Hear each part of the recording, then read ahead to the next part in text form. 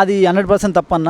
ఇప్పుడు మన దేశ అంటే ఇది వీళ్ళేందంటే బీజేపీ వాళ్ళు సోషల్ మీడియాలో మొత్తం హైప్ హైప్ మన సోషల్ మీడియా వింగ్ ఒకటి బాగా క్రియేట్ చేసుకున్నారు. ఒకటేసారి జియో వచ్చిన తర్వాత అందరు స్మార్ట్ ఫోన్ వాడడం పెరిగిపోయింది.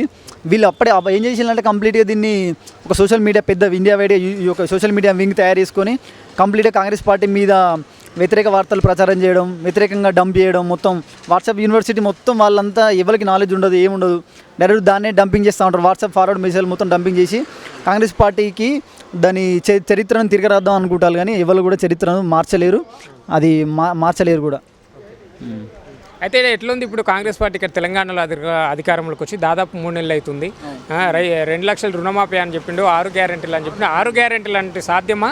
2 లక్షల రుణమాఫీ విషయం పైన 15 ఆగస్టు కల్లా రుణమాఫీ చేస్తామని చెప్తున్నాడు. అప్పుడేమో అధికారంలోకి వచ్చిన వెంబడినే అన్నాడు. మళ్ళీ తీరా చూస్తే గత ఎలక్షన్ టైంలోనేమో కేంద్రంలో ప్రభుత్వం అధికారంలోకి వస్తామని చెప్పిండు. ఇప్పుడేమో 15 ఆగస్టు వరకు చేస్తామని చెప్పి మాట్లాడుతున్నాడు. నమ్మొచ్చా కాంగ్రెస్ ప్రభుత్వాన్ని ఈ 6 గ్యారెంటీలు అంటే సాధ్యమా?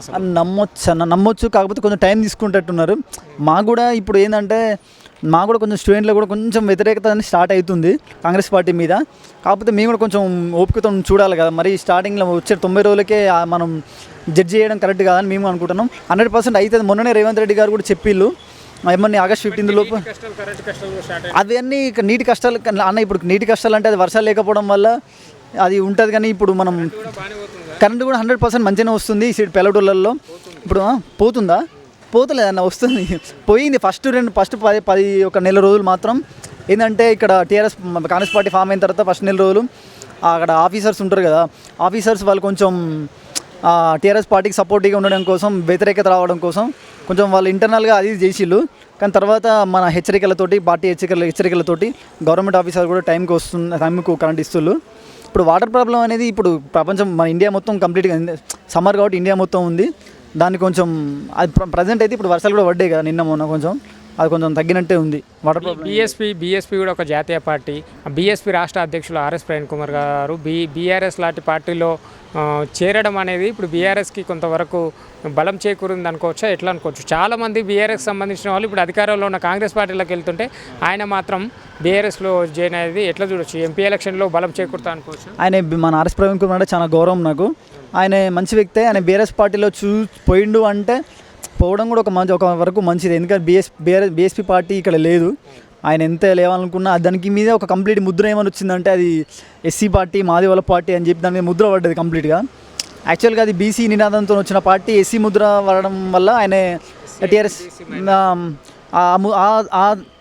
ఆ సిద్ధాంతం మన బీసీ సిద్ధాంతం వచ్చిన పార్టీ ఎస్సీ తెలంగాణలో మాత్రం ఎస్సీ ముద్ర పడడంతో ఆయన టీఆర్ఎస్ పార్టీకి వెళ్ళిపోవాల్సి వచ్చింది. ఆయన మంచి డిసిజన్ తీసుకున్నాడని మేము అనుకుంటున్నాం. కాంగ్రెస్ పార్టీకి వచ్చి ఉంటే ఇంకా బాగుండేదని మా ఫీలింగ్.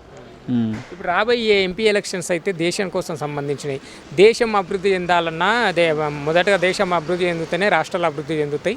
ఇట్లా ఉండబోతుంది. ఎలాంటి పార్టీని ఎలాంటి నాయకులను ఎన్నుకుంటే మరి మన దేశం అనేది ఈ 70 సంవత్సరాల నుంచి భారతదేశం అంటే అభివృద్ధి చెందుతున్న దేశంగానే ఉంది. మరి ముందు కూడా ఎట్లా ఉండబోతుంది? ఎలాంటి నాయకులను ఎన్నుకుంటే బాగుంటాయి? ఏం చెప్తాయి యువతకు? ఏంటంటే యువతకు చెప్పేది మెయిన్ ఏంటంటే మత విద్వేషాలు రెచ్చగొట్టొద్దు, కుల మతాల మధ్య చిచ్చు పెట్టొద్దు.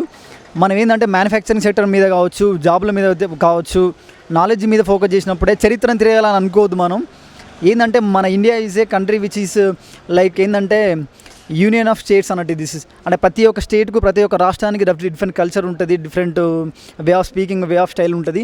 దాన్ని అలాగే కొనసాగించాలి. వీళ్ళు ఏంటంటే అన్నీ మొత్తం ఒకటే, అన్నీ మేము కలగలిపి తీసుకొస్తాం అన్న ఉద్దేశంతో దేశం మొత్తం ఒకటే. కాకపోతే వాళ్ళ కల్చర్స్ వేరు, వాళ్ళ సాంప్రదాయం వేరు, వాళ్ళ ఆచారాలు వ్యవహారాలు వేరు ఉంటాయి. కాబట్టి ఎవరి లైఫ్ వాళ్ళది, ఎవరి పద్ధతులు వాళ్ళకు ఉంటాయి. కాబట్టి దాన్ని అలాగే కొనసాగిస్తూ ముందుకెళ్ళాలని మేము కోరుకుంటున్నాం. అది ఈసారి మళ్ళీ అధికారంలో బీజేపీ వస్తే 400 పైగా సీట్లు కానీ బీజేపీకి వస్తే రాజ్యాంగాన్ని కూడా ముప్పు ఉంది, రాజ్యాంగాన్ని మార్చే అవకాశం ఉందని చెప్పి ఇతర పార్టీ వాళ్ళు మాట్లాడుతున్నారు. ఇక కాంగ్రెస్ పార్టీ ఇతర నాయకులేమో రాజ్యాంగాన్ని కాపాడేది మేమే, బీజేపీ అధికారంలోకి వస్తే రాజ్యాంగానికి పెద్ద దెబ్బ పడే అవకాశం ఉందని చెప్పి మాట్లాడతారు. అంటే అంతకుముందు అన్నారు, మళ్ళీ మొన్న మోదీ గారు ఏమని ప్రకటించారంటే రాజ్యాంగాన్ని మార్చుతారం, మళ్ళీ అంబేద్కర్ వచ్చిన రాజ్యాంగాన్ని మార్చలేరు అనే కామెంట్ చేసిళ్ళు. కాకపోతే ఏంటంటే మేము దాని మీద ఏమనుకుంటున్నాం అంటే వాళ్ళు వచ్చిన రాజ్యాంగాన్ని మార్చలేరు, కాకపోతే కొన్ని థింగ్స్ మార్చే అవకాశం ఉంది. కాకపోతే దాని ఎఫెక్ట్ ఎలా ఉంటుంది అనేది మనకు తెలియదు. సో మా సపోర్ట్ మాత్రం తెలంగాణ యువత సపోర్ట్ మాత్రం కాంగ్రెస్ పార్టీ వైపు ఉంది.